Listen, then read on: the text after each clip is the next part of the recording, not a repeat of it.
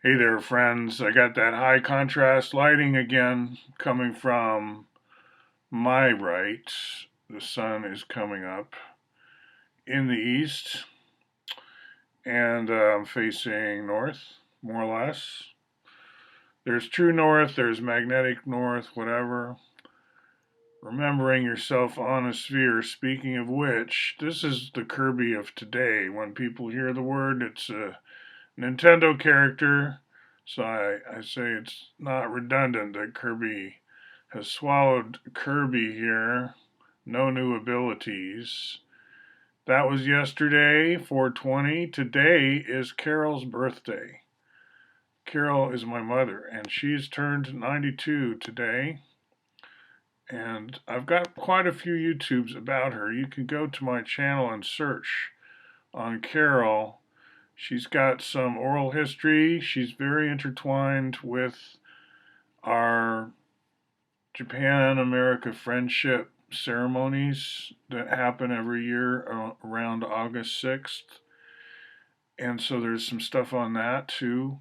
She was a very active member of the Women's International. She's still a member, as am I, but she was more active before with the Women's International League for Peace and Freedom. She went to their centennial in The Hague.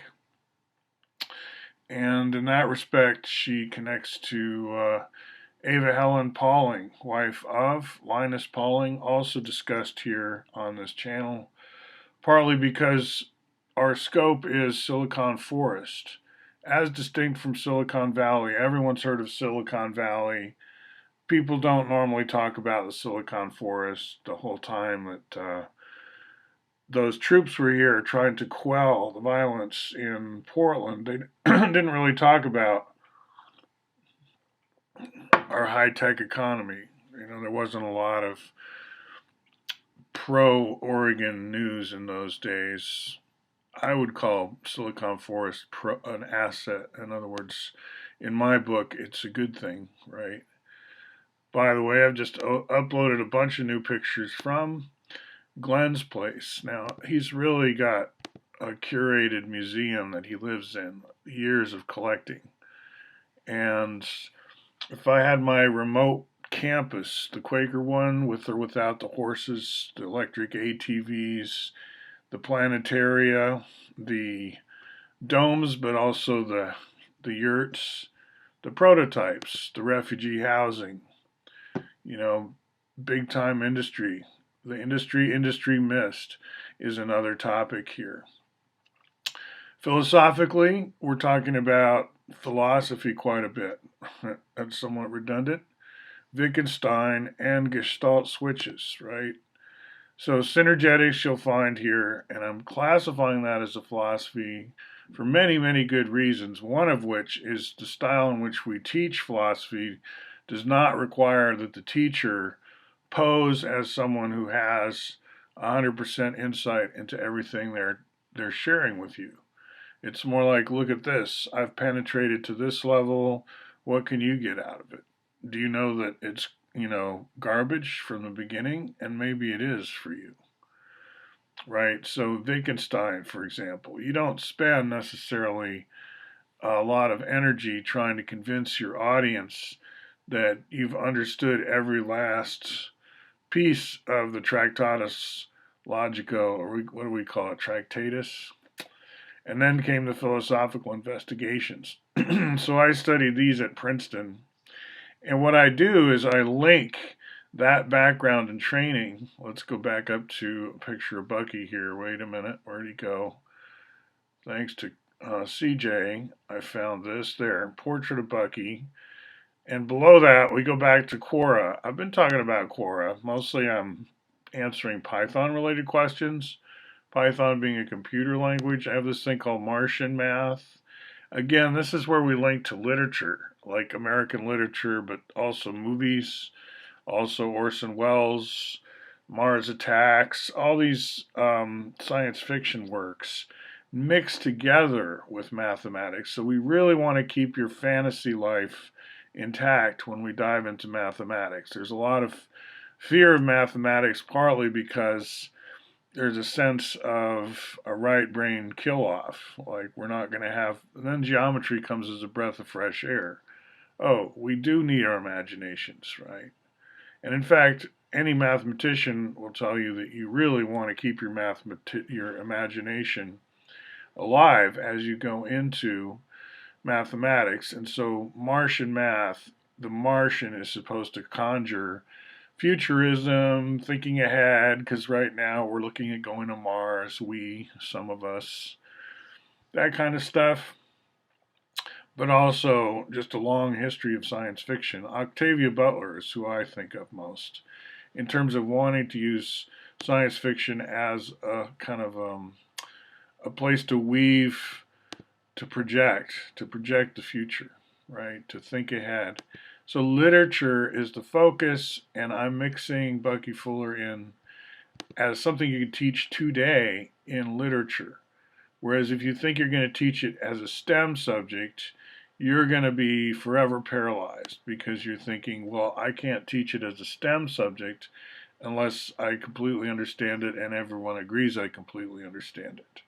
Whereas with Heidegger or Wittgenstein or Socrates, here's Socrates, I just went to Quora.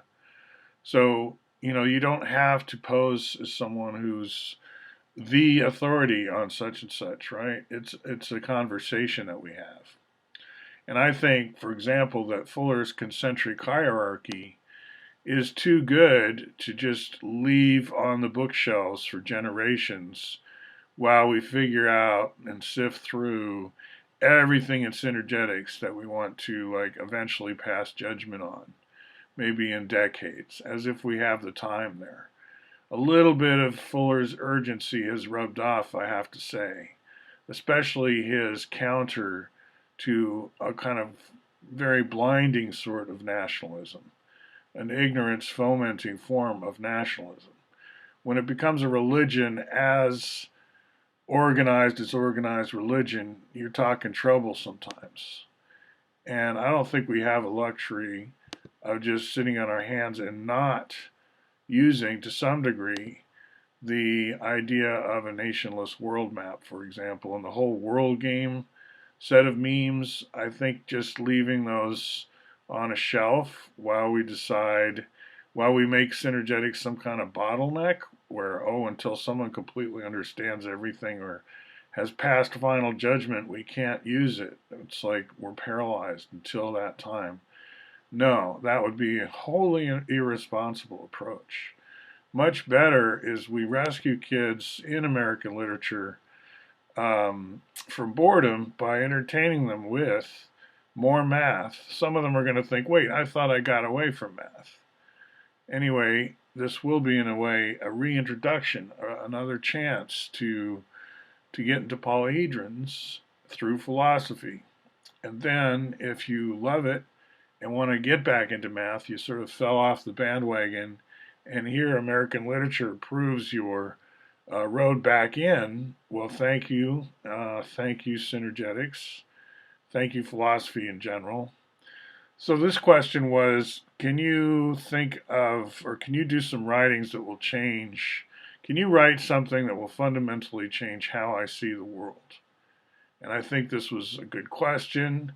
And in one of the comments, William Still says, I can't, but if you read and understand Ludwig Wittgenstein's investigations, your worldview will be changed suddenly. Much of the mystery of life is put into proper perspective, and mysticism is suddenly reduced to grammar problems. I might have, yeah, that's a good summary in a way.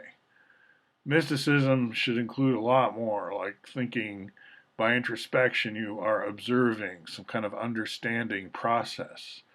You can create very elaborate mental models and then close your mind or close your eyes and convince yourself that you're watching these things from the inside, as it were. And I'm not saying interiority is not a useful concept. And in fact, in synergetics, at the beginning of systems thinking or systematic thinking or systems as a concept is container. And in a sense, we feel that we're on an inside and that there's an outside. We speak of the inner world and the outer world. So that division is very primary. and sort of Kantian in that we can't get rid of it. Metaphysically, it's there. Anyway, I went from Wittgenstein. I responded to this 19 hours ago.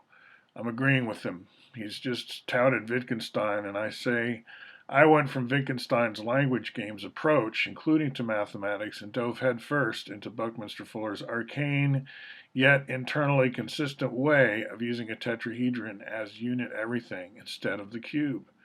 The Wittgenstein training in aspect shifts, Gestalt switches, proved useful in that endeavor. My world changed.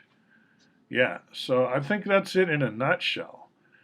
Where in a philosophy department, we would have no trouble assigning some readings in the Bucky corpus, and we're at the high school level doing American Transcendentalism.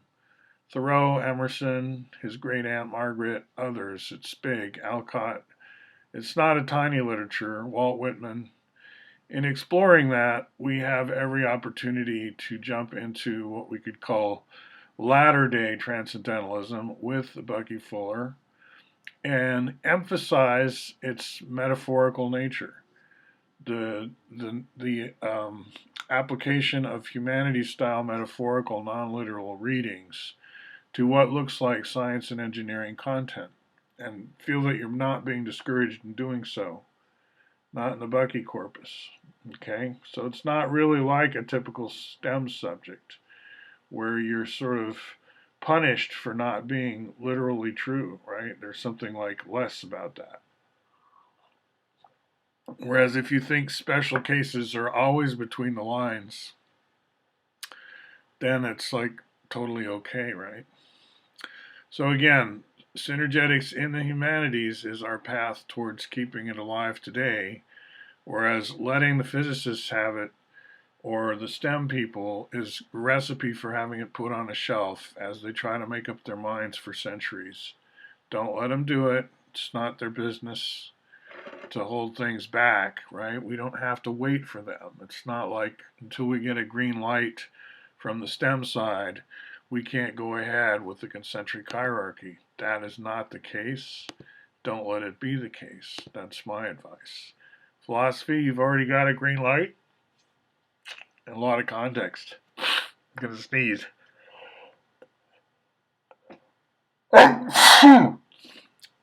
Could be those allergies.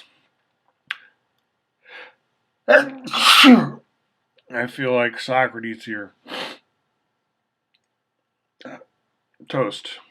All right. Talk to you later.